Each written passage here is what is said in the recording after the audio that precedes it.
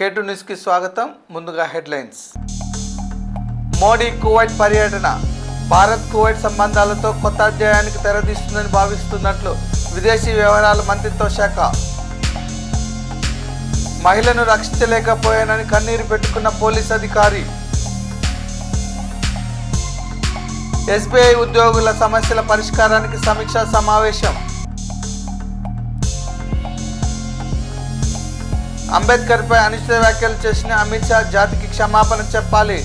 DCC అధ్యక్షుడు కెతావత్ శంకర్ నాయక్. ప్రజా సమస్యలు పరిష్కరిస్తే నాయకునిగా గుర్తింపు వస్తుంది. ఆర్యవైశ్య సంఘం నూతన కమిటీ పదవీ ప్రమాణ స్వీకారోత్సవంలో శాసన మండలి చైర్మన్ గుత్తా సుఖేందర్ రెడ్డి. నారాయణపేట జిల్లాలో విషాదం. హెచ్పీ గ్యాస్ గోడంలో సిలిండర్ పేలి ఒక కార్మికుడు మృతి. నిరుపేద వధువు వివాహానికి పుస్తెలు మిట్టె అందజేసిన సంఘ సేవకులు ఎర్రం నాగలక్ష్మి ఆంజనేయులు దంపతులు. ధ్యానం యోగాతో మానసిక శారీరక ఆరోగ్యం. ఆర్ఎస్ఐ శివశంకర్. బీఆర్ఎస్ పాలనలో వ్యవసాయ వ్యయం పెరిగింది, సాయం తగ్గింది, మేం సరి చేస్తాం. మంత్రి కోమటిరెడ్డి వెంకటరెడ్డి. భారత ప్రధాని 2 రోజుల విదేశీ పర్యటనలో భాగంగా కువైట్ పర్యటించారు. ఎమిర్ షేక్ మోషల్ అల్ జబార్ అల్ సబాహ్ ఆహ్వానం మేరకు ఈ పర్యటనకు వెళ్లారు. వాణిజ్యం, రక్షణ మరియు ఇంధనంతో సహా వివిధ రంగాల్లో భారతదేశం మరియు కువైట్ మధ్య సుదీర్ఘకాల సంబంధాలను బలపరుస్తుందని భావిస్తున్నారు. ప్రధాని నరేంద్ర మోడీ కువైట్ పర్యటన భారత్ కువైట్ సంబంధాల్లో కొత్త అధ్యయనానికి తెరతీస్తుందని భావిస్తున్నట్లు విదేశీ వ్యవహారాల మంత్రిత్వ శాఖ పేర్కొంది. ఈ సందర్భంగా మీనా అబ్దుల్లాలో భారతీయ కార్మికులను మోడీ కలిశారు. వారి పని విధానాలను, సమస్యలను అడిగి తెలుసుకున్నారు. కాగా 43 ఏళ్ల క్రితం కువైట్కు భారత్ నుంచి చివరిసారిగా దివంగత మాజీ ప్రధాని ఇందిరాగాంధీ 1981లో కువైట్లో పర్యటించగా అప్పటి ఉపరాష్ట్రపతి హమీద్ అన్సారీ 2009లో పశ్చిమాసియా దేశాన్ని సందర్శించారు. सर कैसे सर आप? मैं वैसा ही हूँ जैसा पहले था.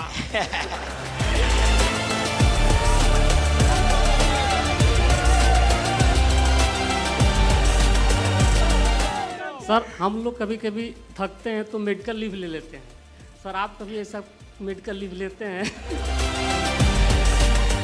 आप मेहनत अपने परिवार के लिए करते हैं कि नहीं करते हैं? जी सर. मैं भी परिवार के लिए काम करता हूँ. मेरे परिवार में 140 करोड़ लोग हैं. Good evening sir. तमिलनाडु पहले तमिलनाडु बारी से वणक्कम. Thank you sir. सर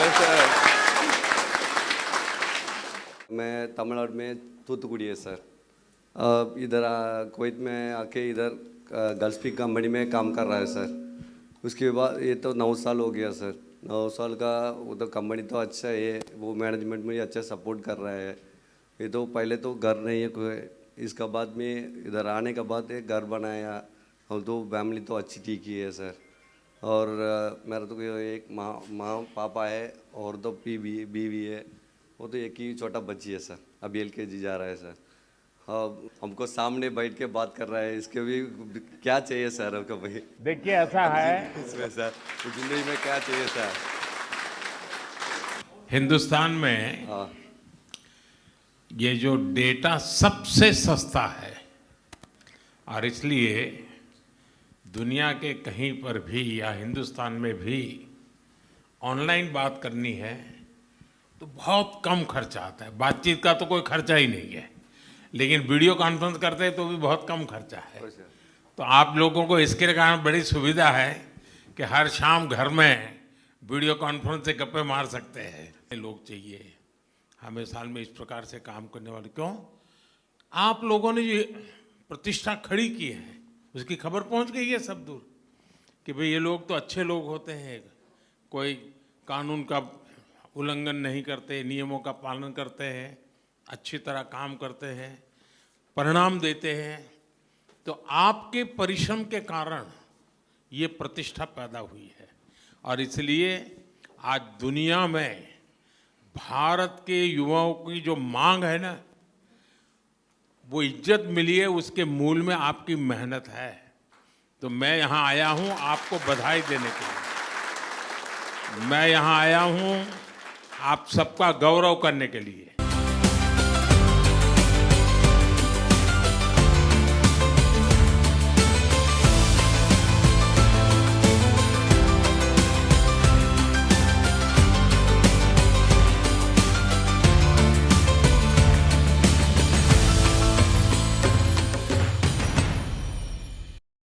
సంధ్య థియేటర్లో తొక్కిలాట ఘటనలో మహిళను రక్షించలేకపోయానని సిఐ రాజు నాయక్ ఎమోషనల్ అయ్యారు.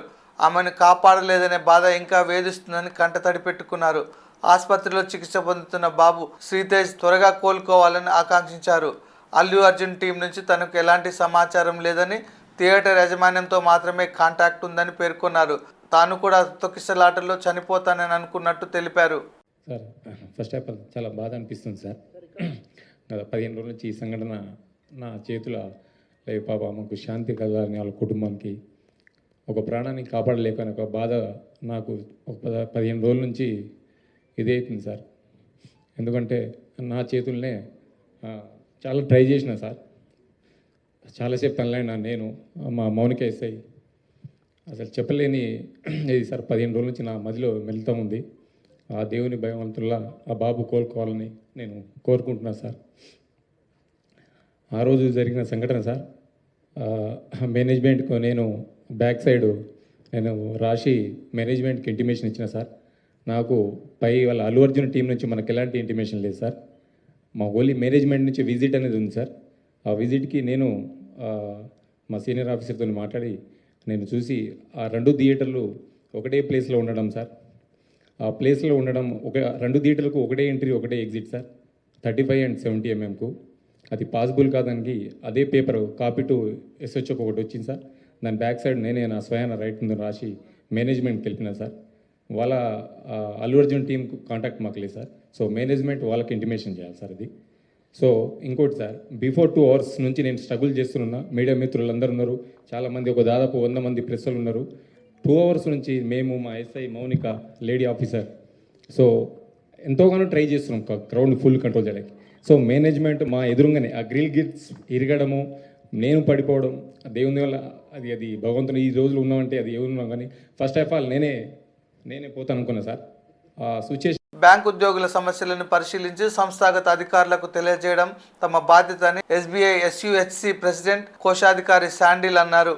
నల్గొండ పట్టణ కేంద్రంలోని ఇంద్రారెడ్డి ఫంక్షన్ హాల్లో SBI SUHC నిర్వహించిన నల్గొండ, ఖమ్మం, సూర్యాపేట రీజనల్ పరిధిలోని ఉద్యోగుల సమస్యల పరిష్కారం గురించి ఒకరోజు సమీక్ష సమావేశం నిర్వహించారు.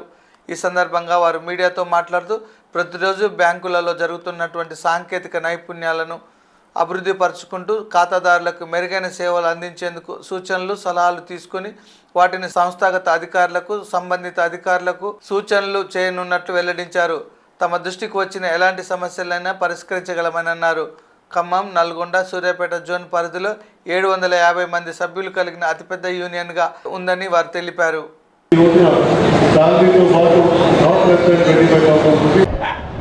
State bank of India staff union Hyderabad circle, ఆ యూనియన్ సారథ్యంలో ఖమ్మం, నల్గొండ, సూర్యాపేట రీజన్స్, ఈ రీజన్ల యొక్క కంబైన్డ్ రీజనల్ కాన్ఫరెన్స్ జరపడం జరిగింది. ఇక్కడ ఈ కాన్ఫరెన్స్లో మా వద్దన ఉన్నటువంటి clerical staff, subordinate staff, armed guards ఎవరైతే ఉన్నారో వాళ్ళందరికీ రావడం జరుగుతుంది.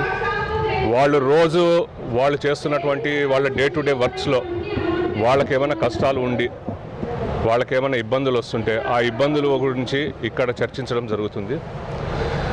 అదేవిధంగా వాళ్ళ మాటలతో వాళ్ళకి వచ్చిందే కాకుండా హైదరాబాదు నుంచి ఈ state bank of India staff in Hyderabad circle యొక్క పెద్ద టాప్ లెవెల్ లీడర్స్ వాళ్ళు కూడా ఇక్కడికి రావడం జరుగుతుంది.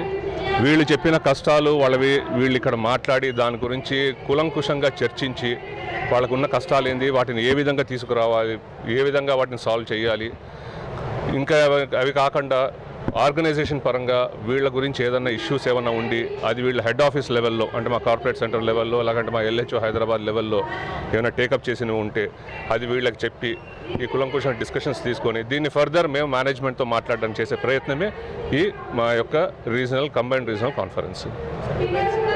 ఏమండి, హైదరాబాద్ సర్కిల్ నల్గొండ మాడ్యూల్ అందున్నటువంటి ఖమ్మం, సూర్యాపేట్ అండ్ నల్గొండ రీజియన్లకు సంబంధించిన కామ్రేడ్లందరూ, ఉద్యోగులందరికీ కూడా ఈ కంబైన్డ్ రీజనల్ కాన్ఫరెన్స్ అనేది ఏర్పాటు చేయడం జరిగింది. ఇది ముఖ్య ఉద్దేశం ఏమిటంటే గ్రౌండ్ లెవెల్లో వస్తున్నటువంటి మార్పులు ఏ విధంగా ఉన్నాయి, సంస్థాగతంగా ఏ సమస్యలను ఎదుర్కోవాల్సినటువంటి పరిస్థితులు ఉద్యోగులకు ఉన్నాయి, ఆ ఉద్యోగులు బయట నుంచి వచ్చేటువంటి సమస్యలు ఏ విధంగా ఉన్నాయి, వాళ్ళు కస్టమర్లకు సంబంధించినంతవరకు ఎలాంటి సేవలు, మెరుగైనటువంటి సేవలు అందించడానికి ఎలాంటి ఫెసిలిటీస్ వాళ్ళకి అవసరం అవుతాయి, ఇదే సందర్భంలో వాళ్ళు సంస్థాగతంగా కానివ్వండి, బయట నుంచి కానివ్వండి ఎలాంటి సమస్యలను ఎదుర్కొంటున్నారు, వాటిని ఏ విధంగా మనం పరిష్కరించగలుగుతామనేది సమీక్ష చేయడమే, తెలుసుకోవడమే, క్రోడీకరించడమే, దాన్ని పరిష్కరించేటువంటి ప్రయత్నం చేయడమే ఈ కాన్ఫరెన్స్ యొక్క ముఖ్య ఉద్దేశం. ఇవాళ నల్గొండ, ఖమ్మం రెండు ఉమ్మడి జిల్లాల రీజనల్ కాన్ఫరెన్స్ మీటింగ్లు పాల్గొనటం మరియు దీనికి ముఖ్య అతిథిగా ప్రెసిడెంట్ గారు శ్రీధర్ గారు మరియు జనరల్ సెక్రటరీ గారు శ్రీరామ్ సార్ గారు వీరు వచ్చినందుకు ఇవాళ అన్ని మీటింగ్ల కంటే ఇవాళ ఈరోజు జరిగిన మీటింగ్ బాగా ఫుల్ సక్సెస్ అయింది. అలా దానివల్ల ఇలాంటి మీటింగ్లప్పుడు పాల్గొనటం చాలా అదృష్టభావకరంగా భావిస్తున్నాం. ఎందుకంటే నాకు కూడా శ్రీరామ్ సార్కు నాకు 38 సంవత్సరాల అనుబంధం సార్తో ఇలాంటి మీటింగ్లో జరుగుతుంది. నేను 98 నుంచి ఏ మీటింగ్ జరిగినా మీటింగ్లో పాల్గొంటూ వస్తున్నాను. అలాంటి వాళ్ళ మీటింగ్లో పాల్గొనడం నేను కూడా అదృష్టం. పార్లమెంట్లో భారత రాజ్యాంగ నిర్మాత డాక్టర్ బిఆర్ అంబేద్కర్ పై అనుచిత వ్యాఖ్యలు చేసిన కేంద్ర హోంమంత్రి అమిత్ షా వెంటనే జాతికి క్షమాపణ చెప్పాలని డీసీసీ అధ్యక్షుడు కేతావత్ శంకర్ నాయక్ డిమాండ్ చేశారు. ఆదివారం నల్గొండలోని మంత్రి కోమటిరెడ్డి క్యాంపు కార్యాలయంలో పట్టణ కాంగ్రెస్ పార్టీ అధ్యక్షులు గుమ్మల మోహన్ రెడ్డి, మున్సిపల్ చైర్మన్ బూరి శ్రీనివాస్ రెడ్డితో కలిసి మీడియా సమావేశంలో మాట్లాడారు. భారత రాజ్యాంగాన్ని ప్రపంచ దేశాలు ఆదర్శంగా తీసుకున్నాయన్నారు. రాజ్యాంగాన్ని రచించిన డాక్టర్ బిఆర్ అంబేద్కర్ ప్రపంచం గర్వించదగ్గ వ్యక్తి అని పేర్కొన్నారు. అలాంటి మహోన్నత వ్యక్తిపై పార్లమెంటు సాక్షిగా హోంమంత్రి అమిత్ షా అనుచిత వ్యాఖ్యలు చేసి దేశ ప్రజల మనోభావాలను దెబ్బతీసే విధంగా వ్యవహరించాడని ఆవేదన వ్యక్తం చేశారు. నల్గొండ మన మంత్రి గారి క్యాంప్ కార్యాలయంలో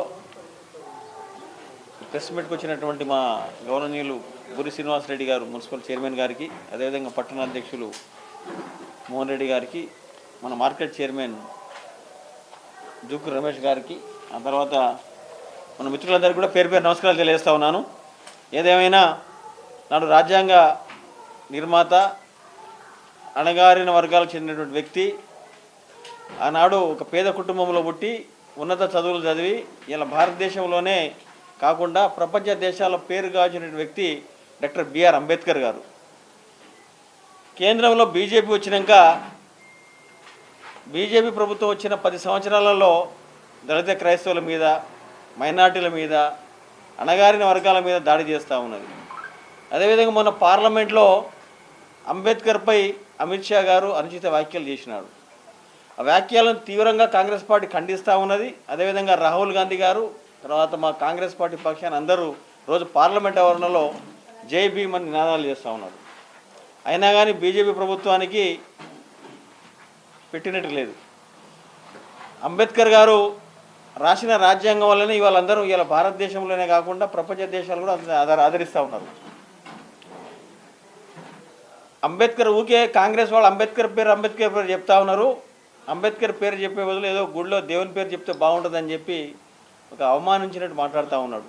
దేవుడు అందరికీ దేవుడే, కానీ అంబేద్కర్ గారు కూడా ఇలా రాసిన రాజ్యాంగంలో పొందుపరిచిన చాలా ఆర్టికల్స్తోనే ఇలా తెలంగాణ వచ్చింది, చిన్న చిన్న రాష్ట్రాలు వచ్చినాయి, బడుగు బలహీన వర్గాలకు రిజర్వేషన్ వచ్చింది. ఇలా అంత రిజర్వేషన్ పేరుతో ఇలా రాజకీయంగా పదవులు వచ్చినాయి.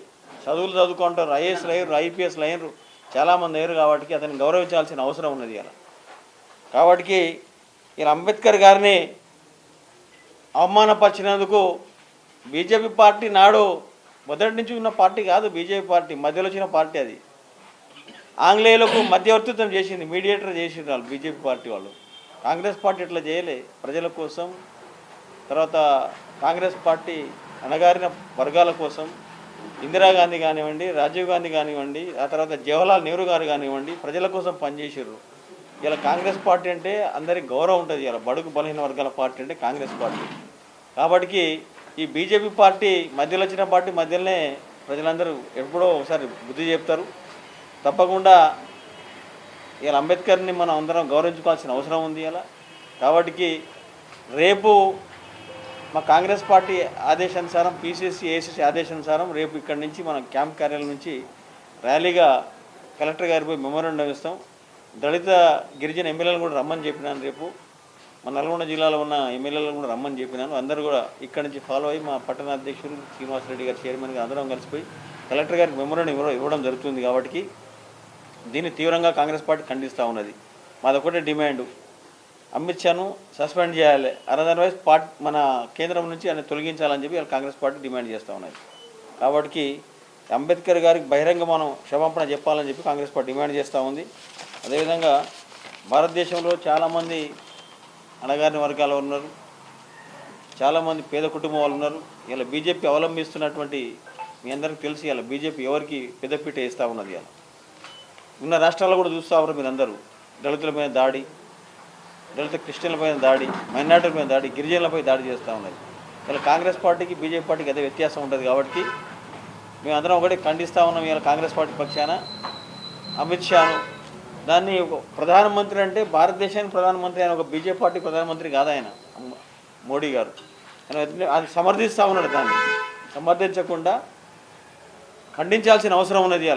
ఇలా బీజేపీ పార్టీ మోడీ గారిని కూడా మేము ఒకటే అడుగుతా ఉన్నాం, వెంటనే కేంద్ర మంత్రి అమిత్ షాని సస్పెండ్ చేయాలని చెప్పి డిమాండ్ చేస్తూ ఉన్నాం. నాయకులుగా ఎన్నికైన వారు ప్రజల మధ్యన ఉండి ప్రజా సమస్యల పరిష్కారం కోసం పనిచేస్తే గుర్తింపు తానంతటా అదే వస్తుందని శాసన మండలి చైర్మన్ గుత్తా సుఖేందర్ రెడ్డి అన్నారు. ఆర్యవైశ్య సంఘం నల్గొండ జిల్లా నూతన కమిటీ పదవీ ప్రమాణ స్వీకారోత్సవం ఆదివారం స్థానిక బండారు గార్డెన్లో ఘనంగా నిర్వహించారు. ముఖ్య అతిథిగా పాల్గొన్న గుత్తా సుఖేందర్ రెడ్డి మాట్లాడుతూ వైశ్యులు అంటే ప్రేమ, జాలి గుణం కలవారని, దైవభక్తితో పాటు సహాయం చేసే గుణం ఉంటుందని, దేవాలయాలకు, అన్నదాన సత్రాలకు విరివిగా విరాళాలు ఇస్తూ సమాజంలో మంచి గుర్తింపు తెచ్చుకున్నారన్నారు. ఆర్యవైశ్య సంఘం నూతన అధ్యక్షుడు తేలుకుంట్ల చంద్రశేఖర్ మాట్లాడుతూ జిల్లా అధ్యక్షునిగా జిల్లా ప్రజలకు అందుబాటులో ఉంటూ వారి సమస్యల పరిష్కారం కోసం కృషి చేస్తూ సంఘ బలోపేతం కోసం పనిచేస్తానని, ఆర్యవైశ్య మహిళా విభాగం జిల్లా అధ్యక్షురాలు నాంపల్లి భాగ్యలక్ష్మి మాట్లాడుతూ ఆర్యవైశ్య పేద మహిళల సంక్షేమానికి, అభివృద్ధికి కృషి చేస్తానని, ప్రభుత్వ పరంగా కావాల్సిన అవసరాలను తీర్చడానికి కృషి చేస్తానన్నారు. వివిధ కమిటీల చైర్మన్లతో పాటు వివిధ హోదాలో ఉన్న వైశ్య నాయకులు పాల్గొన్నారు. నేను మీ పేరనుకోండి, నేను మహాసభ నల్గొండ జిల్లా యువజన సంఘం అధ్యక్షుడిగా రాబోయే 2 సంవత్సరాలు జిల్లా అధ్యక్షురాలు ఆర్యవైశ్య మహాసభ నల్గొండ జిల్లా ఆర్యవైశ్య మహాసభ మహిళా విభాగ్ అధ్యక్షురాలిగా రాబోయే 2 సంవత్సరాలకు నా బాధ్యతను సక్రమంగా నిర్వహిస్తానని గత ప్రభుత్వంలోనే 6 కోట్లు ప్రభుత్వం నుంచి మంజూరు కూడా ఇప్పించారు, ఇంకా ఇప్పిస్తారు. కాబట్టి ఎప్పుడైనా సరే చేయాలనేటువంటి ఒక సంకల్పం మనలో ఉంటే తప్పనిసరిగా కార్యక్రమాలు పూర్తవుతాయి. మీ అందరితో నేను ఒకటే, ఎందుకంటే సమాజంలో వయస్సులు అంటే బాగా డబ్బులున్న వాళ్ళనే భావిస్తారు, కానీ దీంట్లో చాలా పేదవాళ్ళు కూడా ఉన్నారు. వాళ్ళని ఆదుకోవాల్సినటువంటి బాధ్యత డబ్బులు ఉన్నటువంటి. అందుకనే రాష్ట్ర ప్రభుత్వం వైశ్య కార్పొరేషన్ ఏర్పాటు చేసింది. నిన్ననే నా శాసన మండలిలోనే దీనికి ప్రశ్న వచ్చినప్పుడు తప్పనిసరిగా ఈ సంవత్సరం దానికి డబ్బులు కేటాయించి ఆర్య వయసుల్లో ఉన్నటువంటి పేదవాళ్ళను ఏ విధంగా వాళ్ళకు ఉపాధి కల్పించాలి, ఏ విధంగా ఆదుకోవాలనేటువంటి ఆలోచనతో ప్రభుత్వం గౌరవ ముఖ్యమంత్రి గారి నేతృత్వంలో నడుస్తుందనేటువంటి విషయాన్ని నేను ఈ సందర్భంగా మనవి చేస్తూ, అదేవిధంగా ఈ జిల్లాలో గౌరవ మంత్రి వెంకటరెడ్డి గారి యొక్క సహకారంతో ఈ భవనానికి కావాల్సిన స్థలం కావచ్చు, దానికి కావాల్సినటువంటి మరి మిగతా విషయాల్లో వాటిని రిక్వెస్ట్ చేయండి. సుజాత గారు కూడా రిక్వెస్ట్ చేసినట్టయితే ఖచ్చితంగా నా సంపూర్ణ సహకారం ఉంటుంది. నేను కూడా గౌరవ మంత్రి గారికి చెప్తానని చెప్పి ఈ సందర్భంగా మనవి చేస్తూ, నూతన కార్యవర్గ ప్రమాణ స్వీకార కార్యక్రమం సందర్భంగా మమ్మల్ని ఆహ్వానించి మీరందరినీ కలుసుకునేటువంటి అవకాశం కల్పించినందుకు ప్రత్యేకంగా ధన్యవాదాలు.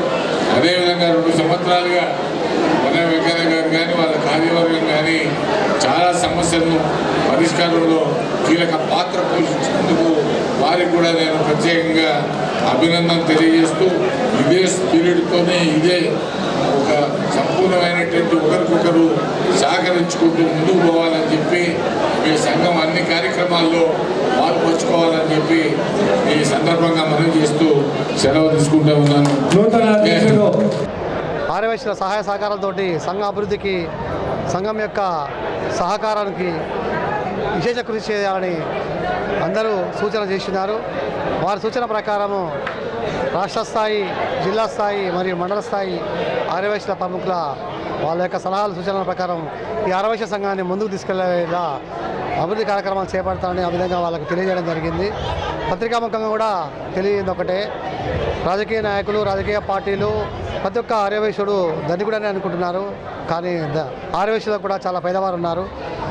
ఈ ఆర్యవైశ్య కార్పొరేషన్ ప్రకటించిన ధర్మిల వాటికి నిధులు కూడా ప్రకటించి అదేవిధంగా నల్గొండ జిల్లాకు ఆ కార్పొరేషన్ ద్వారా అత్యధిక నిధులను తెప్పించేలా కృషి చేయాలని కార్పొరేషన్ చైర్పర్సన్ని కల సుధా గారిని కోరడం జరిగింది. వాళ్ళు కూడా నిధులు సమకూర్చిన వెంటనే నల్గొండ జిల్లాకు అత్యధికంగా నిధులు సమకూర్చే విధంగా కృషి చేస్తారని వాళ్ళు మాట్లాడడం జరిగింది. రేవతి శ్రీతేజ ఇద్దరి ఒక సంధ్యా థియేటర్లో జరిగినటువంటి ఒక ఘటనని ఈరోజు మనము చర్చించుకోవాల్సినటువంటి అవసరం ఉన్నది. వారు ఆర్యవైశ్యులు, మనకందరికీ తెలిసినటువంటి విషయమే. ఈరోజు ప్రభుత్వం సామాన్యునితో ఉన్నది అనడానికి నిన్న రేవంత్ రెడ్డి గారు అసెంబ్లీలో మాట్లాడినటువంటి అరగంట ఒక అసెంబ్లీలో ఈ చర్చను తీసుకొని మొత్తం రాష్ట్రం మొత్తం గుండెల్లో నిలబడిపోయినటువంటి రేవంత్ రెడ్డి గారు అందరూ ప్రశంసిస్తున్నారు సామాన్యుని పట్ల నిలబడినాడని. ఇది ఎందుకు ఈ మాట చెప్తున్నానంటే, ఒక ఆర్యవైశ్య పేద మహిళ చనిపోవడము, శ్రీతేజ ఆసుపత్రిలో ప్రాణాలతో కొట్టుమిట్టాడుతున్నటువంటి సందర్భంలో పూర్తి స్థాయిలో ప్రభుత్వం సహకరించి అటు సెలబ్రిటీలు ఉన్నా కూడా అంత పెద్ద వర్గము ఒక దిక్కు డబ్బు ఉన్నటువంటి సెలబ్రిటీ వర్గం ఒక సైడ్ ఉన్నా కూడా ఎలాంటి జంకు భయము లేకుండా మన సామాన్యుని పట్ల నిలబడినటువంటి రేవంత్ రెడ్డి గారికి మన సభా సాక్షిగా ఒకసారి ధన్యవాదాలు తెలిపి చప్పట్లు కొట్టాలని కోరుతున్నాం. నారాయణపేట జిల్లా ముద్దూరు మండల కేంద్రంలో ఉన్న శ్రీ సిద్ధి వినాయక హెచ్పి గ్యాస్ గోడౌన్లో ప్రమాదవశాత్తు సిలిండర్ పేలి అక్కడ పనిచేస్తున్న కార్మికుల్లో ఒకరు మృతి చెందారు. మరో ఇద్దరికి విషమంగా ఉండడంతో మెరుగైన వైద్యం కోసం మహబూబ్ నగర్ ఆసుపత్రికి తరలించారు. హెచ్పి గ్యాస్ గోడౌన్లో 3 కార్మికులు పనిచేస్తుండగా ప్రమాదంలో మరణించిన నరేష్ గుండుమాల్ మండల కేంద్రానికి చెందిన వ్యక్తిగా గుర్తించారు. అదే గ్రామానికి చెందిన కృష్ణ, కోయిలకొండ మండలం అవంగపట్నం గ్రామానికి చెందిన నవీన్. వీళ్ళిద్దరి పరిస్థితి విషమంగా ఉండడంతో మెరుగైన చికిత్స కోసం మహబూబ్ నగర్ ప్రభుత్వ ఆసుపత్రికి తరలించారు. మెదక్ జిల్లా రామాయంపేట మండల కేంద్రంలో నిరుపేద వధువు వివాహానికి ప్రముఖ సంఘ సేవకులు ఎర్రం నాగలక్ష్మి ఆంజనేయులు దంపతులు పుస్తెలు అందజేశారు. గ్రామానికి చెందిన రామ గంగారం దంపతుల పుత్రిక ప్రణవి వివాహానికి పుస్తెలు మట్టెలు అందజేసి అండగా నిలిచారు. నిరుపేదలకు ఎల్లవేళలా అండగా ఉంటామని ఆంజనేయులు అన్నారు. ఈ కార్యక్రమంలో ఎర్రగొల్ల రమేష్ యాదవ్, కర్రె నరేందర్, మనూరు యాదగిరి, పోచమ్మల ప్రసాద్ తదితరులు పాల్గొన్నారు.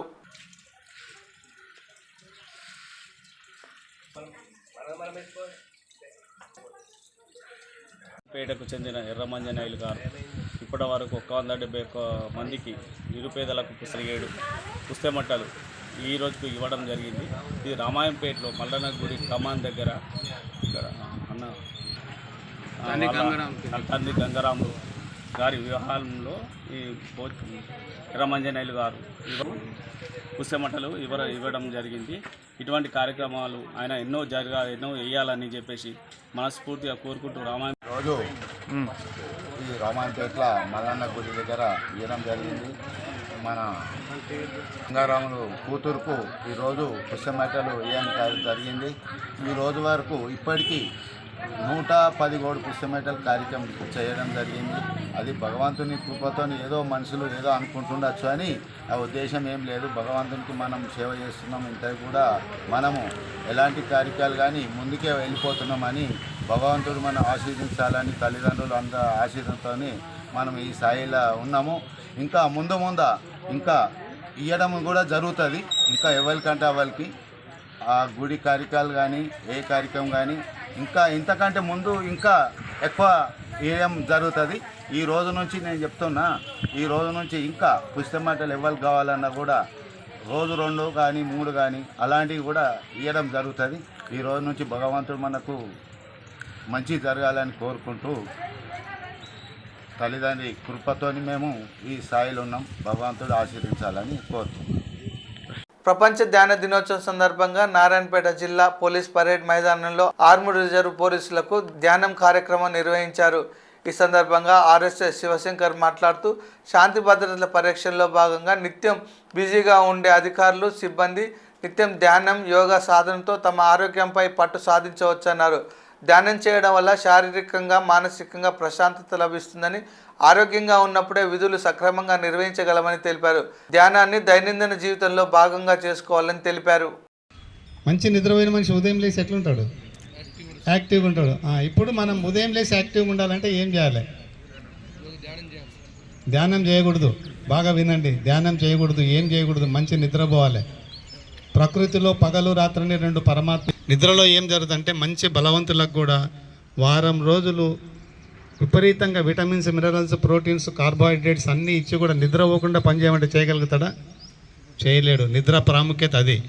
అదే ఒక మనిషికి బక్క శరీరాన్నంతటికి ఎంతో హాయిని కలిగిస్తుంది.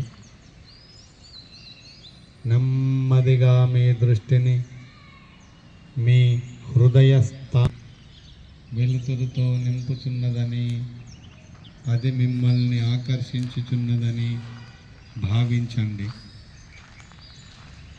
మీరు ఆ వెలుతురులోనూ ఆ ప్రేమలోనూ పూర్తిగా మునిగిపోండి.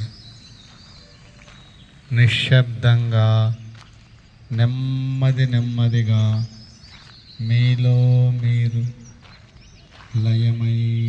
రాష్ట్రంలో ఎరువులు మందులు లేకుండా సేంద్రీయ వ్యవసాయం చేసే 115 మంది ఉత్తమ రైతుల జంటలకి పుడమిపుత్ర అవార్డులను మంత్రి కోమటిరెడ్డి వెంకటరెడ్డి అందజేశారు. యాదాద్రి భువనగిరి జిల్లా యాదగిరిగుట్టలో జరిగిన కార్యక్రమంలో మంత్రి పాల్గొన్నారు. వ్యవసాయ అనుబంధ రంగాల్లో పనిచేసే 35 మంది అధికారులకు, శాస్త్రవేత్తలకు, జర్నలిస్టులకు కిసాన్ సేవారత్న అవార్డులు ఇవ్వడం చాలా సంతోషంగా ఉందన్నారు. వ్యవసాయంలో వ్యయం పెరిగింది, సహాయం లేక రైతు మాయమయ్యే పరిస్థితి వచ్చిందని, కాంగ్రెస్ ప్రజాప్రభుత్వం రైతన్న బ్రతుకు బాగు చేయాలని 25 లక్షల మంది రైతులకు సంబంధించిన 2 లక్షల రుణమాఫీ చేశామన్నారు. రైతులకు ఉచిత విద్యుత్ ఇచ్చిన ఘనత కాంగ్రెస్ పార్టీదేనని అన్నాడు. రాజశేఖర్ రెడ్డి రైతులకు ఉచిత విద్యుత్ పథకాన్ని ప్రారంభించారని ఈ సందర్భంగా గుర్తు చేశారు. ఫ్లోరైడ్ను శాశ్వతంగా తరిమేందుకు ఎస్ఎల్బీసీ రసాయనంతో నిండిన క్యాన్సర్ కారణమవుతున్న మూసీని శుద్ధీకరణ చేసేందుకు పూనుకున్నామని, ఈ 2 జరిగితే ఉమ్మడి నల్గొండ జిల్లా రైతులంతా ధైర్యంగా వ్యవసాయం చేస్తారని తెలిపారు. ఇప్పటికే పిల్లాయిపల్లి, ధర్మారెడ్డి కాలువ కోసం బడ్జెట్ కేటాయించుకున్నామని, మల్లన్న సాగర్, కొండపోచమ్మ నుంచి బస్వాపూర్, గంధమల్ల ప్రాజెక్టుకు నీళ్లు తీసుకొచ్చి జిల్లా సస్యశ్యామలం చేస్తామన్నారు. ఇవి ఈనాటి బులెటిన్ విశేషాలు. మరిన్ని వార్తల కోసం మేము ముందుకు వస్తుంది. చూస్తూ ఉండండి K2 న్యూస్.